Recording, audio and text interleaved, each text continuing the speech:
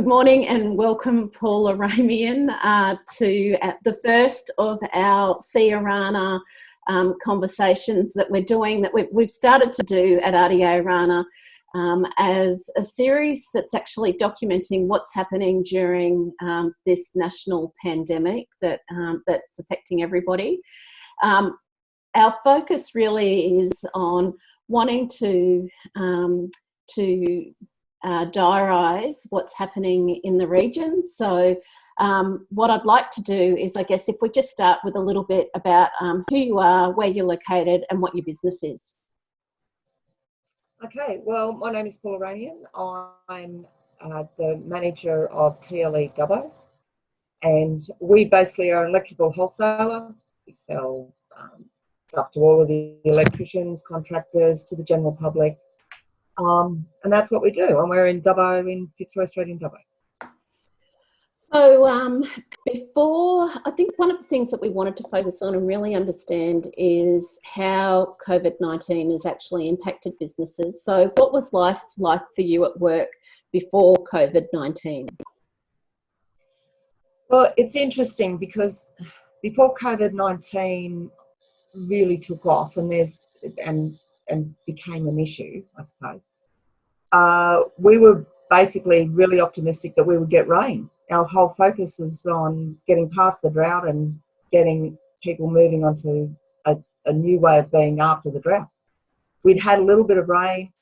We were optimistic that the business would pick up a bit because of that. So, yeah, we were looking forward to 2020 as being a fabulous year.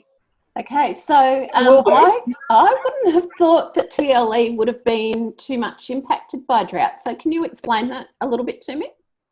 Well, what happens is when your farmers don't have extra money, they don't go and put in that extra light, they don't change their power, they don't add anything on, they don't do any major construction work. So whilst some of the contractors weren't necessarily directly affected, there were a lot of the smaller contractors who did that farm support work that were affected. Then you've got your bigger industries like Oscott and Grain Corp, etc., who basically weren't doing anything. So the drought did affect us in that some of our customers just dropped right off as far as the workloads were concerned. Yeah, okay. So since COVID-19, what's changed for you? Okay, COVID-19, when it started, it was interesting because we had gone to Melbourne. I'd gone to Melbourne for our forecast, our company forecast. So our board was there from all over the world.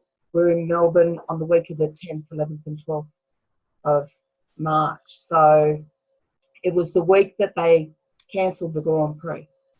And that was when we all, and it was interesting for us because while we were in Melbourne, someone mentioned that 3 people had COVID-19 in a motel somewhere, and we were all, oh wow, hang on, this is getting really, really serious. So it was interesting being in a city when it started to grow legs, and all of us just wanted to get out of the city, basically, and back home. So it was interesting, and the airports were interesting. So just the things that we did, we didn't shake hands that week. Even with our board, we elbowed, we fist pumped, but there was no touching of hands, etc. So it was an interesting time. We had organised, like after that, at the end of March, I had organised that we were going to have a major golf day and trade show. And all of a sudden I started getting calls from suppliers saying, look, we can't travel. We're not able, we're starting to slow down. So those 2 weeks from the 10th of March through to about the 20th of March, it was really quite fast moving, what changed really quickly to Monday the 6th. By that weekend, I realised that we wouldn't be able to proceed with the golf day. So it was cancelled. I went out and saw the golf club. We moved it. We didn't cancel it. We just moved it to a different date later in the year. We allowed enough time. But it was also when I started thinking we need to look at what we're doing in here as well, how we're going to manage that in store. So yeah, it was interesting to say the least. What we've done in store to make sure that we've kept kept the doors open, so to speak, is that early in the piece I realised that if one person got infected in the store, we would have to close the store. It was also a case that if someone was sick, our business had said, if you've just got the flu, we want you to stay away for 2 weeks. So it was becoming obvious that we not only had to manage the event of a COVID-19, but we also had to manage just a normal illness, because if that took us out, that could take us all out. So we got a plan in place to move 2 people out of store. But the first person was someone who had been in Sydney the weekend before, and I said, look, you're just going to stay home and work from home. Obviously, we had to set up IT, we had to work out what work he was going to do. So it was quite fast moving and quick into working out how we could get him to work from home and what we could get him to do from home. Because obviously we normally just hand stuff over a counter. We had to think of, so he's doing accounts, he's doing quoting. So we shifted some of that work to home. So that took a little bit of a thought process as to how we're going to do that. Then going forward, we quickly recognised that it's just too long a days here with a minimum number of staff. So we shortened our hours. We closed on Saturdays to minimise our risk to the business. So the idea is that if someone in store does get infected, or we did get an infection in store, the 2 people at home will come in and they will have the door shut and they'll pick and pack and put out the back. So we've got a stage 1 plan and a stage 2 plan, basically. And were your supply chains impacted? Yeah, we're not going too badly at the moment, but one of the things that has come about is all of our suppliers have said, due to the dollar, there's going to be significant increases in cost. And it's anywhere between 10 to 20%. Like that they're the level or the figures that they're saying things are going to go up by. And that's more or less happening. Some of it's already come through on the 1st of April, some's on the 1st of May. Now, some of that is due to the dollar and some of that is due to transport costs. The transport costs for particularly air freight has gone through the roof. Obviously, there's not as many aeroplanes, the air freight has gone up significantly. So some of our suppliers have been significantly affected by that. The other area that's been affected is just transport.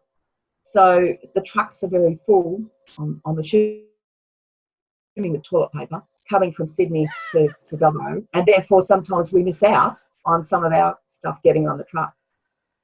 So that has been, we can't guarantee. Normally we could guarantee things. It's not been too bad, I've got to say. The transports have been doing really well to get it here, but just sometimes it is the trucks are full and you just can't get it on. So we're mindful not to guarantee too much about when it will actually get here. And the magical question for every business is, have you seen a slowdown in trade for yourselves as well? We've seen some slow in trade. Some are still going, because the tradesmen, because the electricians are still an essential service, they're still operating reasonably well. And they're still, the electricians are telling us, though, our contractors are saying that they're just not getting those 30, 40 calls a day. So the trades themselves are saying, whilst we've still got work in the pipeline, so it's their pipeline work that they're still working on. That pipeline work is still occurring. It's the next wave of work that's slowing down. So they're not getting those calls for the future work. So it's like I keep analysing that it's a BW, not a mini minor. So the effect will take a lot longer to feel than it will for some other businesses that have been made to shut straight away. Yeah. So what's been your biggest challenge during this COVID-19 pandemic? Just the speed in which it's occurred. So trying to make sure that we're ahead of the problem, of the problems, like the managing people coming into store and getting the signs up and making sure that everyone's safe. I think it just moved quicker than we anticipated it moving, and just getting that social distancing, getting people to understand that social distancing does occur no matter where you are.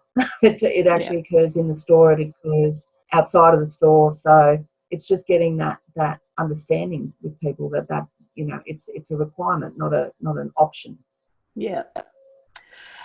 So would you have one tip for another business in terms of what's worked well for you? Just as far as the working well, the moving work to home, we just had to rethink what bits could be done not here. So in terms of what work you can do, like we all think we have to be in the office. So I think that shift to, well, what actually does he really need a printer to do that? Or will 2 screens suffice? So it's just thinking outside the box a little and saying, well, look, we're going to give this a try because we need to anyway. So there's nothing like being forced into innovation, but it enables us to look at our business slightly differently and go, well, okay, there are some things that we could do offsite. And we've used Microsoft Teams as an example. It's been brilliant. It's just like, yeah, have you got that one, mate? I've just sent you something. It's just like they're just in the office talking to them. So that's been fantastic.